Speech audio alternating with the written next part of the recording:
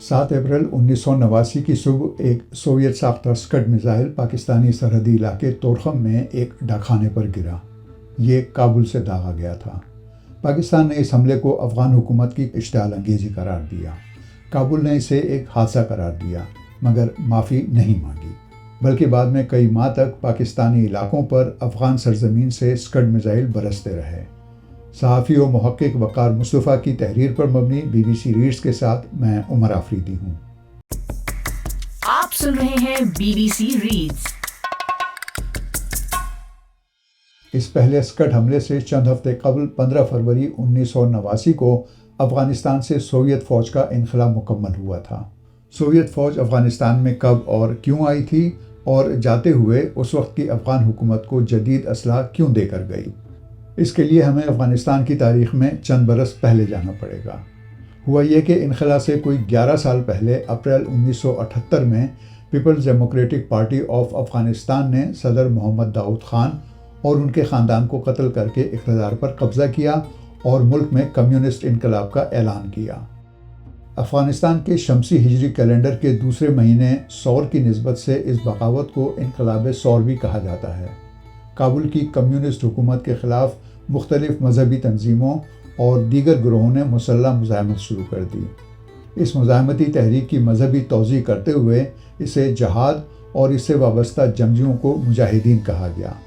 مغربی اور مسلم ملکوں نے ان مجاہدین کو دامے درمے سخنے خوب پذیرائی بخشی۔ ان کے نزدیک یہ جہاد تھا یا نہیں، مگر اشتراکیت یعنی کمیونزم اور مغربی سرمایہ دارانہ نظام یعنی کیپٹلزم کے درمیان جنگ ضرور تھی جس کا ایندھن افغانوں کو بننا تھا۔ کابل کی کمیونسٹ حکومت نے سوویت یونین سے مدد مانگی اور یوں 25 دسمبر 1979 میں سوویت فوجیں افغانستان میں داخل ہوئیں اور 9 برس اور 7 ہفتے افغانستان میں رہیں، جب 15 فروری 1989 کو آخری سوویت فوجی نے مذکورہ اسکڈ حملے سے پونے 2 ماہ پہلے افغانستان اور ازبکستان کے درمیان بہنے والے دریائے آمو پر بنا پل حیرتاں یا پل دوستی عبور کیا۔ یونائٹڈ پریس انٹرنیشنل کے جیرالڈ نیڈلر کی 2 نومبر 1988 کی رپورٹ کے مطابق سوویت یونین نے اعلان کیا کہ وہ افغانستان سے نکلنے سے پہلے درمیانی فاصلے تک مار کرنے والے میزائل اور جدید ترین ہتھیار کابل حکومت کو دے گی تاکہ وہ بقول اس کے انقلاب دشمن اجرتی مزاحمت کاروں کا مقابلہ کر سکے۔ اس وقت کے افغان صدر نجیب اللہ کا الزام تھا کہ ان کی حکومت کے خلاف کیے جانے والے حملوں کو پاکستان کی پشت پناہی حاصل ہے۔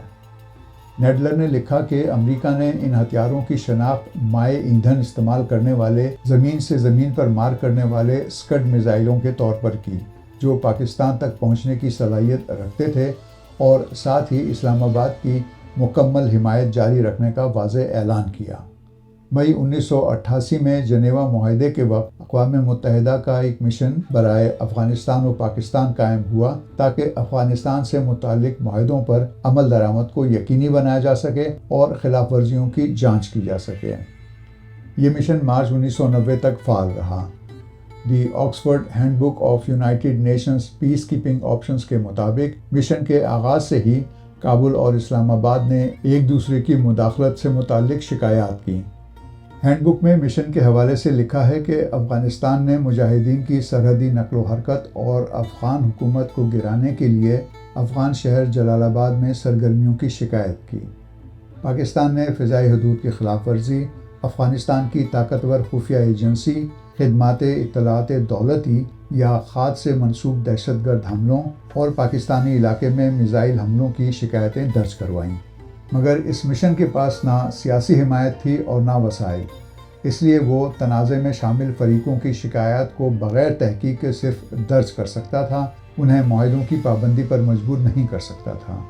مائیکل کلاڈ فیلٹر نے اپنی کتاب وارفیئر اینڈ آرم کانفلکٹس میں لکھا ہے کہ افغان صدر نجیب اللہ کی حکومت کے سوویت انخلا کے بعد جلد گرنے کی توقع تھی۔ خود سوویت انٹیلیجنس کا اندازہ تھا کہ نجیب حکومت 6 سے 18 ماہ تک قائم رہ سکے گی، مگر ایسا ہوا نہیں۔ کلاڈ فیلٹر کے مطابق مارچ 1989 میں جلال آباد کی سب سے بڑی اور خونریز جنگ شروع ہوئی، لیکن 6 ہفتوں کی لڑائی کے بعد مجاہدین افغان فوج کے ہاتھوں شکست کھا گئے۔ سوویت حکام نے کہا کہ جلال آباد کے دفاع میں حکومتی فورسز کو کامیابی اسکڈ میزائلوں کی وجہ سے ملی۔ انہوں نے یہ بھی کہا کہ اسکڈ میزائل استعمال کر کے شہر سے 15 میل جنوب مشرق میں واقع سرکاری فوجی چھاؤنی سمرخیل پر قابض جنگجوؤں کو بھی پسپا کر دیا گیا۔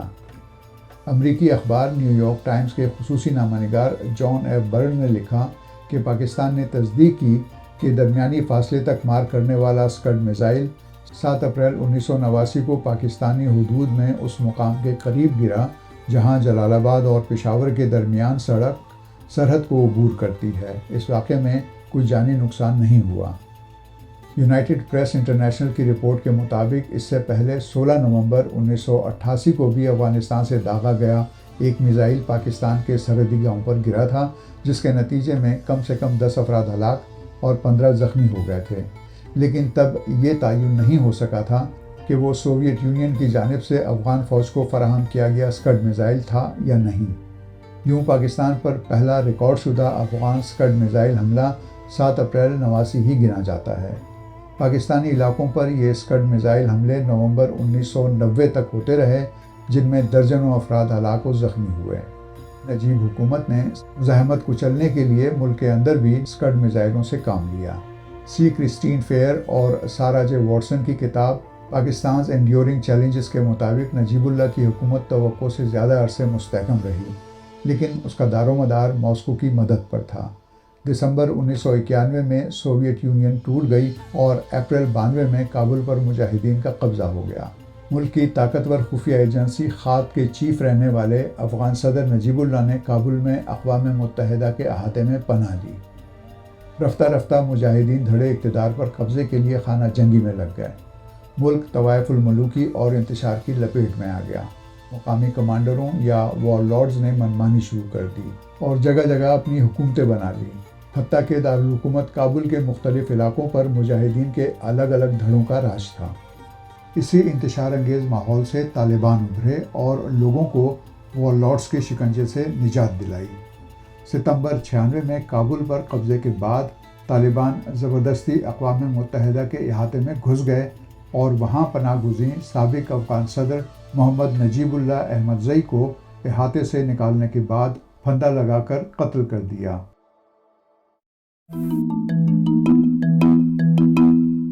BBC reads